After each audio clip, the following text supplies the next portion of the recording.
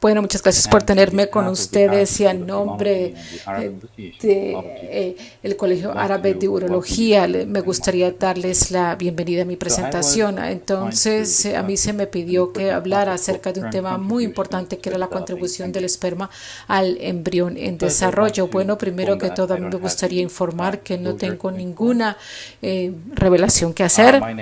Mi nombre es el doctor Hussein Kandil. Yo soy un urologo que practico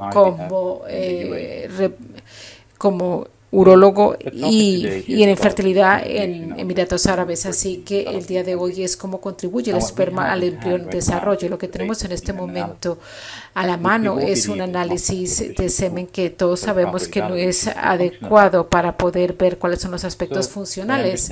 Así que para entendiendo el nivel de contribución del esperma y cómo contribuye con el desarrollo del embrión, podemos entender que podemos necesitar mejores pruebas y mejores evaluaciones para nuestros pacientes masculinos.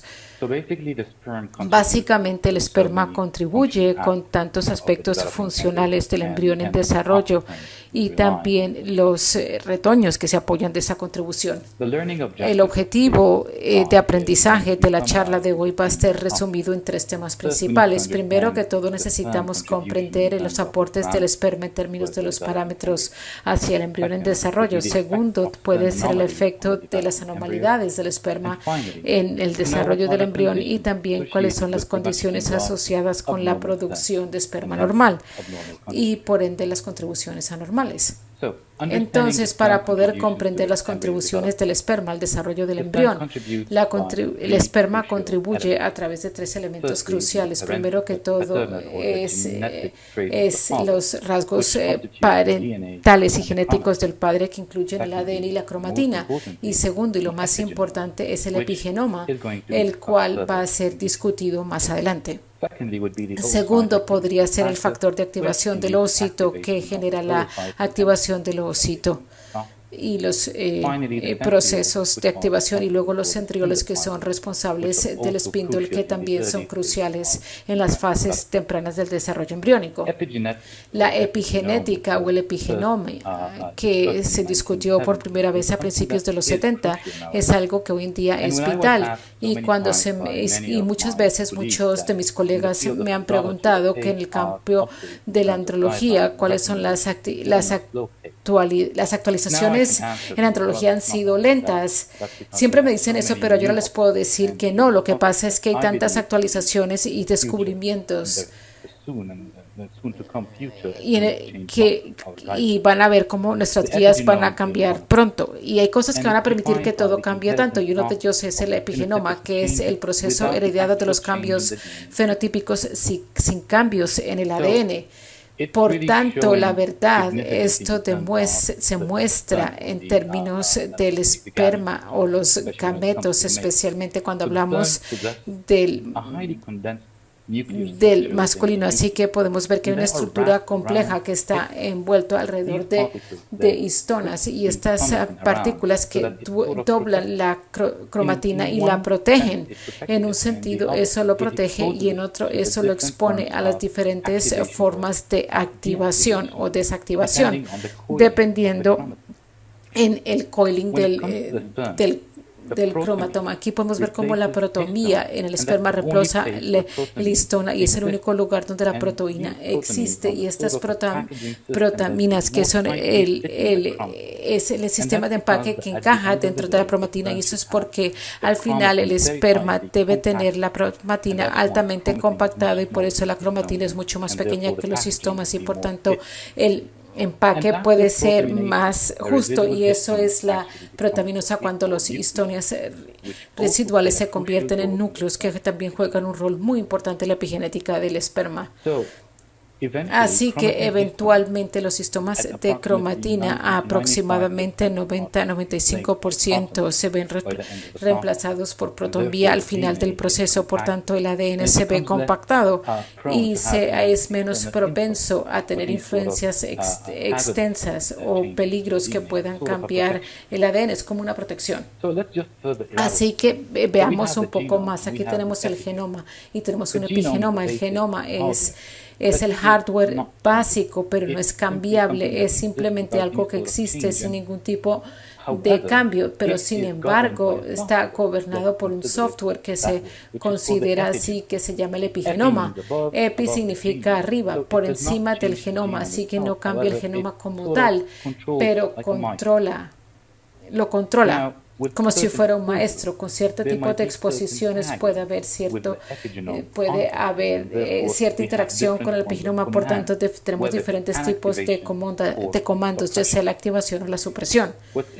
Lo que es interesante es que tanto el genoma como el epigenoma ambos son heredados, así que consideren eso en cualquier tipo de cambios que suceden y que generan lo que nosotros llamamos el Mi5 del ADN, que es, por así decirlo, un fenómeno epigenótico que genera un cambio que podría ser heredado, y podemos ver cambios que de hecho se ven afectados por tales elementos. Así que nosotros lo consideramos un cambio de parte del genoma del ADN. Sin embargo, la modificación de las histonas que ya mencioné es algo que como una perilla que se activan, desactivan, pero simplemente ajusta.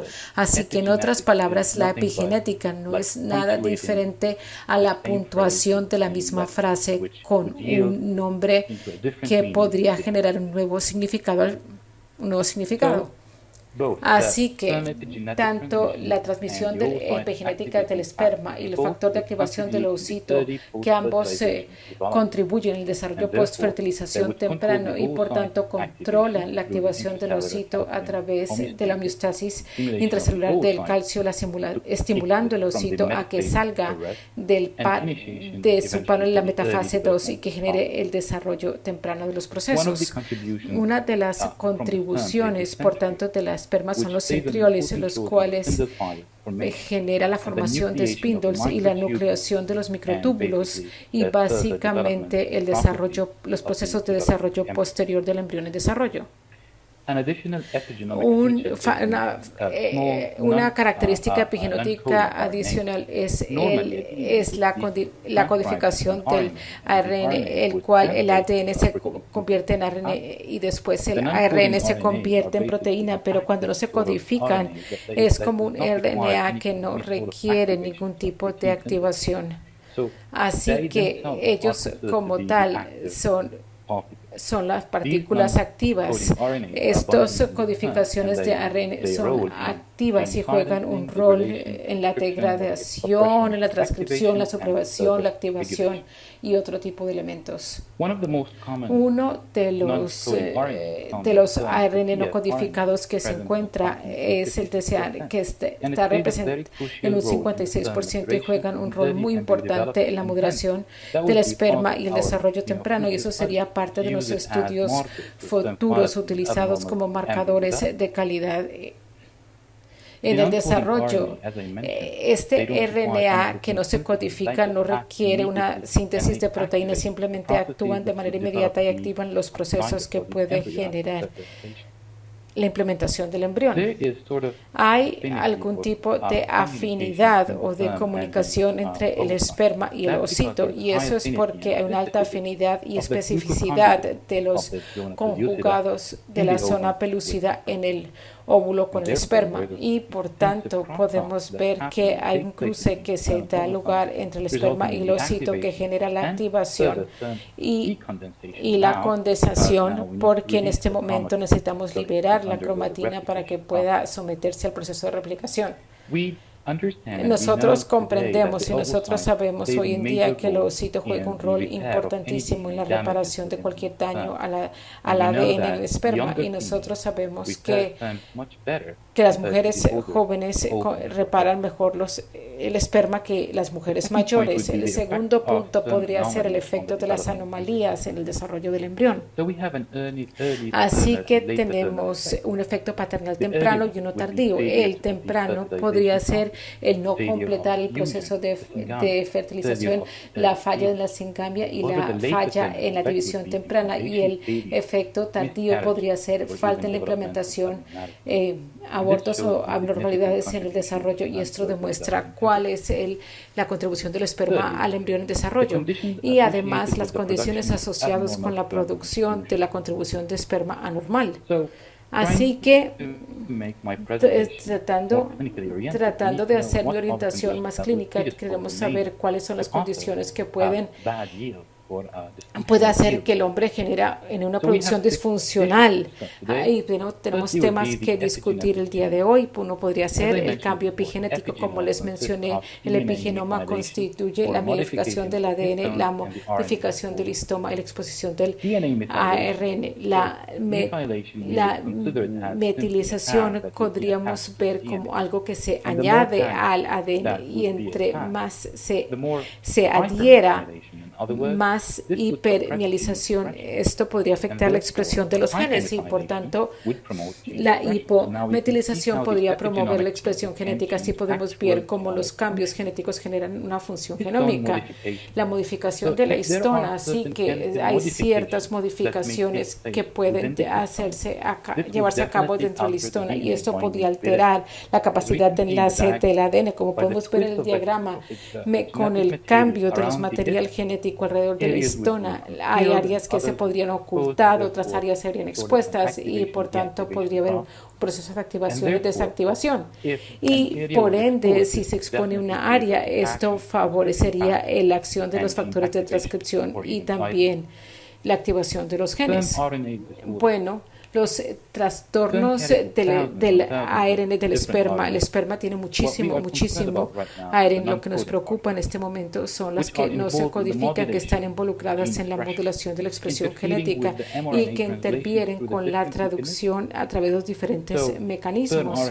Por tanto, el RNA del esperma están involucrados en la transmisión de un fenotipo, de la paternidad de un fenotipo, y sabemos que los ARNs del esperma pueden modular la expresión génica embriónica temprana, y por tanto el entorno general y la exposición del medio ambiente puede afectar el ARN del esperma y puede afectar los cambios fenotípicos de los retoños. Hay estudios que han demostrado que en hombres obesos puede mostrar cómo afecta la obesidad a los retoños de los pacientes obesos, y de aquí podemos ver cómo el epigenoma puede manifestarse a nivel clínico a través del proceso de la herencia en los retoños. Aquí podemos ver que la fragmentación del ADN y la condensación de la cromatina.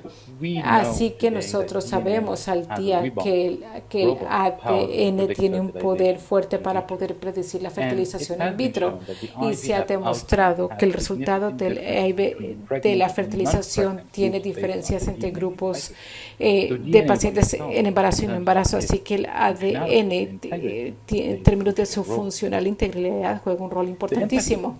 Los efectos de la fragmentación del ADN involucra, de hecho, número uno, una calidad del embrión deficiente de día 3, una baja tasa de blastocitos y una baja tasa de implantación y embarazo. Así que un daño en el ADN del esperma puede ser utilizado como un factor de predicción con relación a la tasa de predictibilidad del embarazo seguido una fertilización.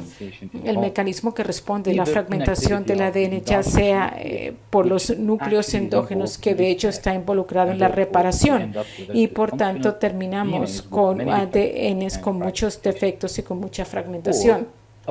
O también tenemos una activación. Por tanto, aquí podemos ver que es apoptótica y por tanto disfuncional. Y finalmente el estrés oxidativo, que genera la liberación de radicales que están asociados con la mitocondria o originados en la mitocondria, que se activa durante el epidídimo del esperma. Así que, en otras palabras, los empaques de cromatinos anormales y los daños en el ADN son vitales, y hay una asociación fuerte en el daño nuclear, el ADN y una calidad del semen ineficiente. Un factor es que las eficiencias en la protaminación, como ya les dije, la protamina reemplaza la histona para poder garantizar un genoma mucho más compacto. Así que tenemos deficiencia en la protomía y los cromosomas y la cromatina que están involucrados al lado de la protomina pueden estar expuestos y por tanto puede generar un defecto morfológico objetivo del esperma. Así que la protaminación de hecho involucra dos fases. La fase 1, que es la condensación, que es la fase donde los histonas se transforman en toprotamina, y esto ocurre en los testículos. Sin embargo, la fase 2, que se da cuando se cruza, y esto sucede cuando el esperma se mueve del epididymis hacia la cola, y esto pasa, si pasa suavemente, podemos ver que se ve afectada la integridad. ¿Qué pasa con la endocrinopatía?